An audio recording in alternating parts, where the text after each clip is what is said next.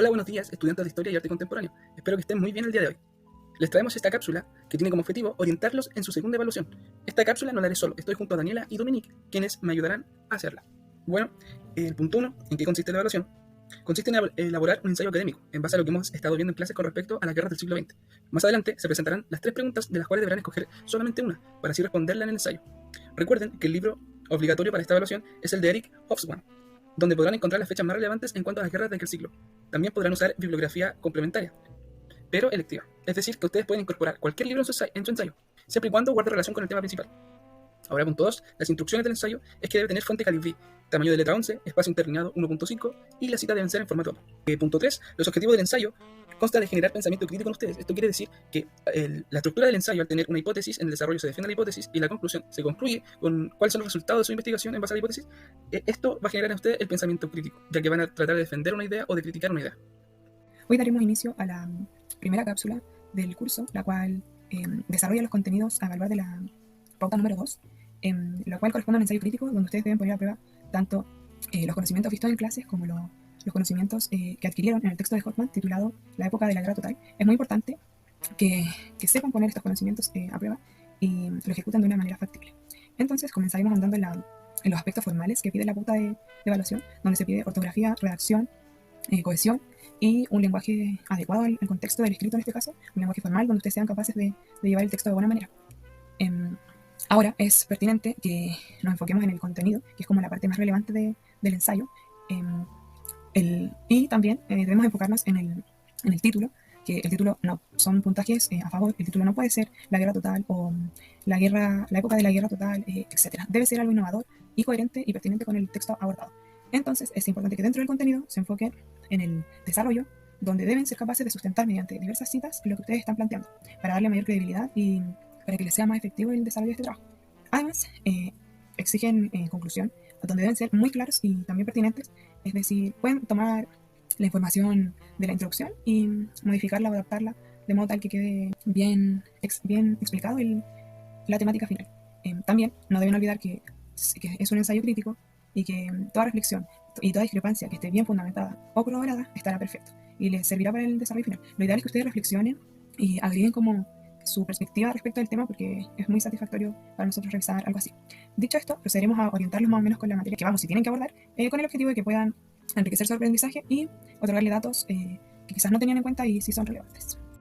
Tal como lo demostró la pauta, el ensayo crítico les va a exigir plantear la posición que tengan frente a las guerras que sucedieron en el siglo XX, particularmente la Primera y Segunda Guerra Mundial, mediante una hipótesis. O sea que podrán expresar sus pensamientos y sus opiniones al respecto, pero siempre argumentándolas con el primer capítulo de Hoffman, ¿ya? Es muy importante que no olviden esto. Nosotros como su ayudante ya hemos cursado este ramo, así que en vista de que comprendemos que el texto no es fácil de ocupar por la cantidad de datos históricos que entrega, les hemos dejado aquí una actividad sistemática con el fin de sugerirles temas para la reflexión personal que deberán hacer y cómo abarcar el texto. La idea es que respondan estas preguntas antes de continuar con la cápsula y luego complementen su respuesta una vez que ya la hayan visto por completo. Así creemos que se darán cuenta de las debilidades sobre el texto que podrían tener y lo trabajarán mejor. Así que aquí tenemos 3 preguntas que junto a la Dani hicimos acorde a los 3 temas principales del texto que le sugerimos aplicar en el ensayo. De todas formas, le pedimos ayuda al profe con uno de ellos, porque sentimos que es importante para ustedes saber con un ejemplo certero qué les pide el texto y cómo usarlo en el ensayo. Por lo tanto, el primer tema trata sobre la sensación de paz que tenía la población mundial antes de la Primera Guerra Mundial. Por ello les cuestionamos qué hechos produjeron la pérdida de esta paz. El segundo tema trata sobre la presencia de Hitler en la Segunda Guerra Mundial, entendiendo que fue protagonista de esta. La idea con esta pregunta es que hablen de su relevancia, pero a la vez relacionen su aparición con el papel que jugó Alemania en la Primera Guerra Mundial. Tienen que hacer un hilo conductor entre la Primera y la Segunda, ¿ya? Así que, por ejemplo, pueden cuestionarse por qué Alemania fue precursora de la Segunda Guerra Mundial. ¿Qué sucedió ahí? Y finalmente, el tercer tema que les proponemos son las consecuencias de las guerras en la vida de los civiles a raíz de algo que dice el historiador, que él nombra como el declive de los valores de la civilización. Aquí, lo importante es que también sepan argumentar lo que comúnmente todos sabemos, ¿no? Que hubo una alta tasa de mortalidad, una crisis económica, entre otras cosas. Ojo aquí que estos 3 temas están hilados entre sí. Pongan mucha atención en esto porque les servirá para el desarrollo de los argumentos que quieran utilizar en su ensayo. Así que ya teniendo planteado el propósito de estas cápsulas, las partes que tienen, vamos a contextualizar la Primera y la Segunda Guerra Mundial con lo que nos comenta Hoffman, para que así puedan situarse espacialmente de mejor modo y también tengan conocimiento un poco más claro de los eventos que sucedieron en cada una. Así que comencemos y vamos a ello con la Dani. Entonces, como les comenté anteriormente, les daré algunos antecedentes para que puedan contextualizarse con respecto a la Primera y la Segunda Guerra Mundial, las cuales tratan de 2 acontecimientos de gran envergadura y fueron trascendentales en la historia del mundo. Por lo siguiente, debemos recordar que la Primera Guerra Mundial fue un periodo de transformaciones y cambios que influyeron tanto en la sociedad como en las entidades que la conformaban. Estos cambios fueron económicos, sociales, culturales y políticos. Entonces, esta guerra fue iniciada por un conflicto entre Gran Bretaña y Alemania, y en ella Europa pierde todo el dominio que ejercía ante los demás estados. Por lo tanto, su posición fue ocupada por las superpotencias de Estados Unidos y Rusia. Sin embargo, la guerra no fue solamente por la pérdida de dominio que existía, sino también por un conjunto de problemáticas que la generaron, como el sistema de alianzas, las rivalidades por conquistar territorios y dominarlos, y también por la paz armada. Entonces, es necesario que tengamos presente que si bien empezó a predominar la rivalidad y por temas políticos y económicos, también querían dominar e incrementar los mercados y sus propios beneficios. Es decir, en síntesis, lo que buscaban era obtener prestigio a través de la consagración como la nación con mayor posicionamiento político y marítimo del mundo. Entonces, todo esto gatilló en que se iniciara la Primera Guerra Mundial, y también la problemática muerte de Francisco Fernando fue como la última, o más bien la gota que rebalsó el vaso para que se produjera dicha guerra. Ahora, en cuanto a la Segunda Guerra Mundial, dentro de los elementos que gatillaron en ella se encuentran las miles de víctimas y afectados por la agresividad y la brutalidad que ejercieron los hombres. Cabe destacar que por el Tratado de Versalles había cierta democracia, pero esta no era totalmente democracia como tal, porque era muy liberal. Entonces, producto de ello, el totalitarismo se apoderó y ejerció bastante poder sobre el comunismo de la Unión Soviética. Por ende, muchos países se vieron afligidos y acogotados por la presión que sentían. Dicho esto, y para concretar, podemos decir que la guerra se produjo por numerosos conflictos entre los estados europeos, por predominar Europa, y como ya mencionamos anteriormente, dentro de las principales causas se encuentra el Tratado de Versalles, el cual proponía como generar paz. Sin embargo, estuvo lejos de eso, porque no se vio ni el ambiente ni el clima para lograr hacerlo efectivo. Por lo tanto, solo radicó en un clima complejo entre las entidades y los estados, ya que como la crueldad era tanto y predominaba, se vio como expuesto a que no existiera paz. Por lo tanto, uno de los tips que les puede servir para abordar este ensayo puede ser tratar la temática del Tratado de Versalles, la presencia de Alemania y también Adolf Hitler, que fue uno de los que influenció la Segunda Guerra Mundial y el cual tuvo mucha influencia en ella. En el presente apartado mostraré una tabla que presenta como un análisis más personalizado sobre las posiciones que se tomaron en la guerra, lo cual les puede favorecer para orientarse o guiarse en la búsqueda de información y tener como un mejor bosquejo para el ensayo. Entonces, por ejemplo, si les interesa el atentado, pueden decir que en junio del año 1914 ocurrió el atentado de Sarajevo, el cual fue detonante en la guerra. Luego, podemos decir que en agosto del mismo año, los alemanes invaden Bélgica con el objetivo de atacar a los franceses por el norte. Posteriormente, el año siguiente, en mayo, se produce el hundimiento del transatlántico inglés Lusitania. Luego, entre junio y noviembre, por ejemplo, de 1916, fue la batalla de los ingleses quienes iniciaron una ofensiva en el norte de Francia. Para continuar, tenemos que en marzo del año 1918 el gobierno ruso firmó la paz con Alemania y en junio de 1919 se firma el Tratado de Versalles. Dicho esto, es necesario que se preocupen de recaudar la mayor cantidad de información y complementar con hechos o episodios concretos ocurridos en dichas épocas. Por ejemplo, si tratan temáticas como la paz, les sirve buscar información correspondiente a los años que van entre 1918 a 1919 para ser como un poquito más exactos. Siempre antes de un conflicto vienen las discordias y los problemas, que en este caso radicaron en consecuencias complejas, como el inicio de las guerras. Por lo tanto, deben considerar que todo inicio de conflicto tiene un tiempo anterior que conlleva a ese conflicto. Es decir, en este caso corresponde a los años entre 1871 y 1914, donde existía la denominada paz armada, la cual, como ya mencionamos, estaba lejos de ser considerada como paz total, porque entre los mismos contrincantes de los estados se tenían recelo e incluso esto como que preparaban las armas para una posible guerra y las posicionaban en sectores específicos que luego se volvieron como problemáticos para la guerra. Entonces, la creación de dichos armamentos y la poca paz que existía entre estos bandos provocó que se forjara la desconfianza y se diera paso a la guerra. En tal caso, podemos decir que la paz se perdió con el inicio de las guerras, las cuales trajeron solamente matanzas y destrucciones en los terrenos ajenos. Entonces, y en consecuencia, esta pérdida humana, tanto de territorio como económica y material, radicó en que se fomentara el odio, la venganza y las destrucciones entre los estados, porque como se observaba mayor escasez de alimentos y dificultades en la economía de las naciones, se vieron obligados a combatir para derrocar las consecuencias que estaban teniendo. Sumado a ello, el Tratado de Versalles generó sentimientos de total frustración, descontento y decepción del pueblo alemán, ya que eran quienes salieron más perjudicados con esto, porque el objetivo del tratado era debilitar a Alemania para que no pudieran surgir y quitarles el dominio que habían adquirido anteriormente. Entonces, Alemania fue tomado e influenciado por Adolf Hitler, quien incentivó al pueblo a exigir y hacer venganza por lo que habían considerado injusto en dicho tratado.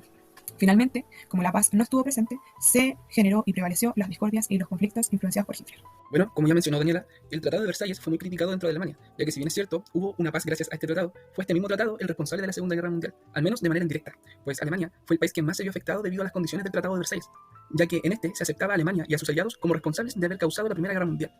Al mismo tiempo, las condiciones implican el desarme de Alemania, el pago de indemnizaciones a los estados victoriosos, entre otros. En fin, requisitos que perjudicaban gravemente a Alemania, ya que la volvían débil, tanto militarmente como económicamente y socialmente. Ahora bien, cuando digo que este tratado generó la guerra indirectamente, es porque en base al descontento de Alemania, se alzó al poder un hombre, el cual convirtió el gobierno en un gobierno totalitario. El nombre de esta persona es Adolf Hitler.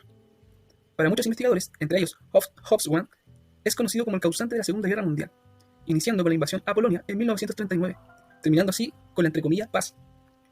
En base a discursos patrióticos con ideologías jerárquicas, Hitler convenció a la mayor parte del pueblo alemán para que lo siguieran en su causa de generar un imperio, para lo que debía ganar guerras contra los demás países enemigos de Alemania.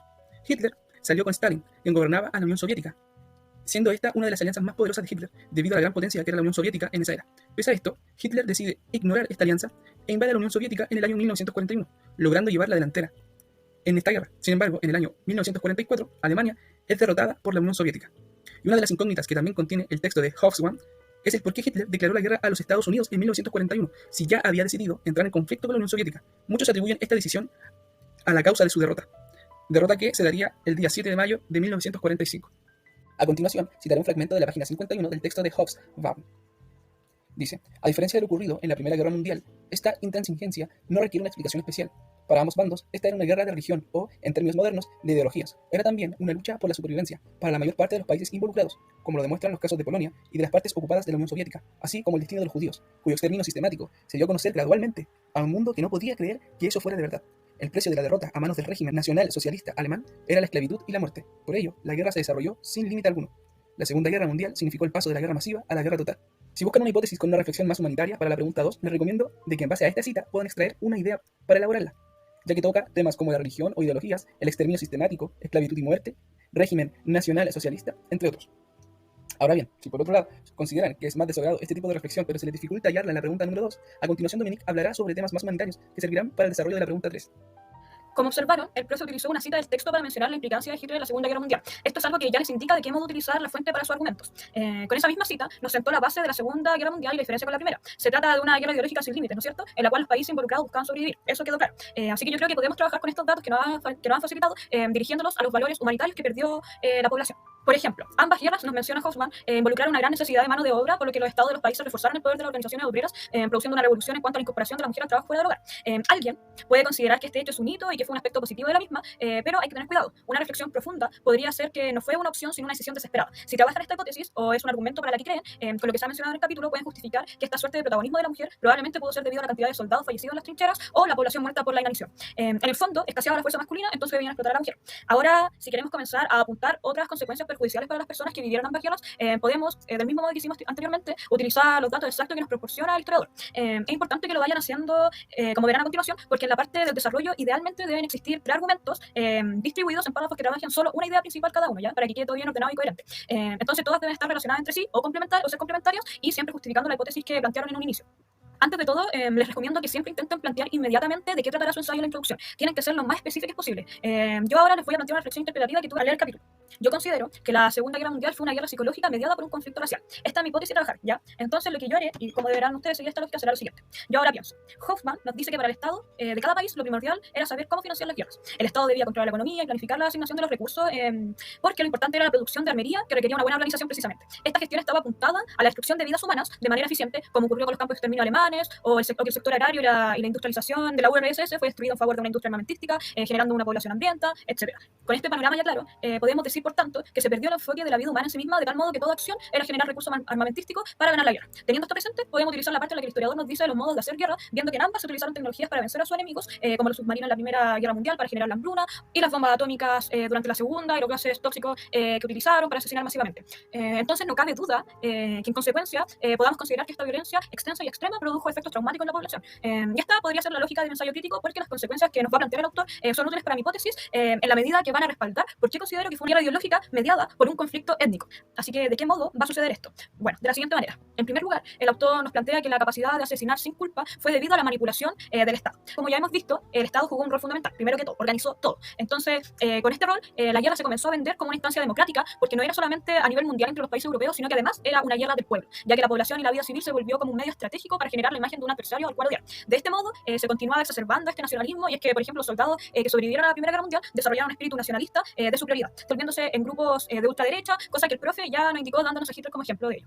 ¿Y por qué era importante este espíritu nacionalista? Bueno, aquí yo lo relaciono con lo que he visto en la clase de Paulino Rego, que es un taller de historia contemporánea que nos recomendó el profe, en la cual ella menciona que el movimiento nacionalista se centró en la unificación de una misma nación repartida en varios estados. Eso significó la toma de conciencia por parte de los habitantes de la nación respecto a sentirse parte de la misma y luchar por conseguir la unidad, como la unidad de todos ellos. Así que nos dijo que Alemania fue uno de estos países que tuvo una fuerza de tal tipo como muy destacada. Por otro lado, el autor hace hincapié que siempre ha habido ánimo de expedición y colonización por parte de las superpotencias, pero en la Primera Guerra no era ideológica lo que dividía a los países, sino que estaban como más interesados en controlar la opinión pública, instaurando valores nacionales en contra de la barbarie rusa y a la inversa, la democracia francesa y británica contra el absolutismo alemán. Aquí es cuando yo comienzo a ver los conflictos racistas como gráficamente, o era una nacionalidad o la otra, desvirtuando lo que implicaba ser de este país. Además, claramente vemos la fuerza que tomó este pensamiento al considerar los recursos químicos que utilizaron para socavar a la población de otros países, como ya lo he mencionado antes. Si se dan cuenta, ya todo va cobrando cada vez más sentido y se va bailando. De hecho, este último dato funciona también como argumento. O sea, el historiador nos menciona que en este periodo de guerra la política internacional se relacionaba con el crecimiento y competitividad económica. Por ejemplo, Estados Unidos fue la gran prestamista a tal punto que Alemania enviaba refuerzos desde allá cuando no tenía. Y aquí yo me pregunté cómo y por qué. ¿Por qué Estados Unidos se volvió de este modo? Y concluí que también hilándolo con las bombas que lanzaron en Nagasaki, en Hiroshima, tenían la intención de humillar a Japón y así dominarlo. Querían ser vistos como una potencia superior, atentando a la imagen de los japoneses, y de este modo la etnia será mejor evaluada. La mejor evaluada será la norteamericana. Además, Japón, tenemos en claro que siempre quiso ser este imperio del sol naciente y luchó hasta el final, tal como dice Hobbes. Y además, bueno, por datos que yo manejo por otra parte, que Estados Unidos siempre quería tener control del Pacífico porque geográficamente es su punto estratégico. Entonces, si desarticulaba Japón, lograba entrar a Corea y Vietnam, entre otros países, intereses norteamericanos, que también lo relacioné con eso porque también hay que inferir cosas en nuestro ensayo crítico. Por supuesto que para que estos métodos de control funcionasen, el Estado debía aprovechar otras dos consecuencias que nos plantea el historiador. Primero, los daños mentales producto de los traumas, y segundo, la normalización de la violencia. Los daños se reflejan en que los hombres, especialmente los veteranos, al presenciar el asesinato de su amigo por el bando enemigo, ya no dudaban en asesinar y torturar precisamente a esos enemigos, y es que lo justificaban o por venganza o por el nacionalismo que experimentaban, por proteger siempre su nación. Y por otro lado, la guerra produjo la impersonalización de las víctimas, es decir, que ya no se asimilaban que los actos que estaban cometiendo estaban matando personas. O sea, la muerte y la tortura, dice Hoffman, eran provocados con un clic. Eso era todo. Así que con los hechos que mencioné y las interpretaciones que hice, puedo concluir que hubo una evolución en la forma de hacer la guerra, algo más bien psicológico. Transformar la guerra ya no se trataba de mi gente contra tu gente, sino en la ciencia. Entonces, quien es más estratégico para atacar puede ganar más perdiendo menos, demostrando que una etnia es mejor que otra. Y esto, bueno, con campos de concentración que matan a la población que no cumple sus estándares, con bombas nucleares que matan a toda una población sin matar a la propia gente. No sé, es que escoger a Japón fue muy inteligente por parte de Estados Unidos, porque primero, si lanzaban en Europa las bombas iban a perder porque eran prestamistas de ellos. Y segundo, era una isla. Entonces, no había una proporción de daño tan gigante según ellos, ¿no es cierto? Entonces, bueno, también sabemos que empezaron a emplear una guerra aérea para asustar a la población, también con el descenso de la población debido a la mortalidad de hombres, las mujeres sirviendo a la industria, el foco familiar se fue transformando, empezaron a existir más huérfanos, esto generó como un odio psicológico hacia las otras naciones porque los veían como las personas que mataban a sus familiares. Todo esto es, en suma, una guerra psicológica que fue mediada por conflictos étnicos y que se traduce en la Segunda Guerra Mundial. Y yo sé que el texto es complejo de trabajar, porque Hoffman entrega también críticas claras y argumentadas sobre las guerras, críticas a las que comúnmente podemos acceder y que pensamos por sentido común casi. Ante esto, yo les recomiendo que se centren en un punto que consideren débil el autor y de este modo infieran cosas que podrían estar ligadas a esto. Siempre es bueno plantear proyecciones o nuevas interpretaciones. Esto lo pueden añadir en la conclusión o incluso en el desarrollo del ensayo mientras tengan cómo respaldarlas. Lo importante es que un ensayo crítico no debe repetir lo que Hoffman en este caso propone de este periodo de guerras, sino que tienen que leer, tienen que comprenderlo y tienen que integrarlo a sus propias percepciones sobre las guerras, ¿ya? Eso es lo que el profe va a querer de ustedes, que él al momento de leer el ensayo se dé cuenta que hicieron un proceso reflexivo sobre la fuente y que la trabajaron con sus conocimientos sobre esos temas, de tal manera que pudieran argumentar teóricamente los mismos, ¿ya? Yo les insto a cuestionarse qué otros medios aprovechó el Estado de cada país para hacer que la población quisiera participar de la guerra. Les digo rápidamente algunas que a mí se me ocurrieron a raíz de la información externa que yo manejo. Por ejemplo, en ese tiempo se hizo mucha propaganda política contra algunos países, y es que por medio de las más medias, como el cine, la televisión o incluso publicando imágenes reales de los sucesos, podían sensibilizar a la población. De este modo, en mi lógica, pudieron exacerbar ese sentir nacionalista de proteger a los suyos y promover el racismo hacia otras naciones. Otras cosas que dejaron las guerras fue el uso constante de drogas que se pueden abarcar en dos ejes. Europa, por ejemplo, las usaba como forma de experimentación también dentro de las mismas fuerzas armadas, tanto para tratar dolores como para aumentar resistencia de los militares, por ejemplo, para que pudieran permanecer despiertos, o también incluso lo utilizaban para manipular a la población y mantenerlos como embobados, como para que no reclamasen sobre los efectos de la guerra o desertaran los civiles que tenían que entrar a la guerra. Así el soldado también mediante estas drogas se despersonalizaba, como que no se daba cuenta de lo que estaba haciendo. Y por otro lado, debido al desabastecimiento mundial, todas las medicinas eran requeridas. En Chile, por ejemplo, aquí ya involucrando contexto propio, recién en la Primera Guerra Mundial estaban empezando a requerirse los propios opioides y otros tipos de fármacos que por lo general solamente eran exportados por la escasez de laboratorio y gente formada para ello. No hay problema que vean la realidad de nuestro país durante ese periodo, incluso si no lo quieren tomar de ese lado, la industria del salitre aumentó favorablemente por la demanda de las superpotencias para hacer las armas, pero ojo, que eso no eliminó la forma bruta y deshumana para vender la materia prima, o sea, igual hubo explotación de la población chilena. Estas cosas son las que se me vienen ahora a la mente, sé que ustedes podrían hallar más o incluso utilizar las mismas que le acabo de proponer para desarrollar. Ya habiendo hecho este recorrido más específico y crítico del texto, podemos decirles que efectivamente el texto tiene algunas deficiencias, como no andar más en el papel de Estados Unidos en las guerras o la situación en la que se encontraban los países acá en Latinoamérica, y entendemos que quizás esto es algo que no les agrade o hasta los desmotive porque, pucha, es demasiado eurocentrista, pero les decimos que esto no tiene por qué ser un aspecto negativo. Esta deficiencia les puede permitir, como se lo he demostrado, trabajar mejor el capítulo, a tener hechos de la realidad que sucedieron y que se relacionan con lo que el historiador describe, que pueden ser un aporte a sus reflexiones y por lo tanto el ensayo en sí mismo. No, el texto no les cierra las puertas interpretativas ni les acaba la opción en las cuales dirigirse, aun cuando él ya trata muchas. De hecho, algo que rescatar de este capítulo y que es muy positivo para ustedes es que no solo les entrega datos exactos y les narra comprensiblemente la historia de la guerra en el siglo XX, sino que además hace preguntas ligadas a esos datos para que vayan cuestionando y no solo memorizando. Así que están totalmente invitados a leer el texto y no copiar la respuesta a las conclusiones de sus compañeros y nada, ir generando reflexiones con las cuales formar el ensayo crítico. Cualquier duda que les haya quedado, no duden en escribirnos a nuestros correos o al correo del profe, que tiene la total disposición de trabajar con ustedes. Así que eso, espero que la cápsula haya quedado clara y nos vemos en la próxima versión. Chao.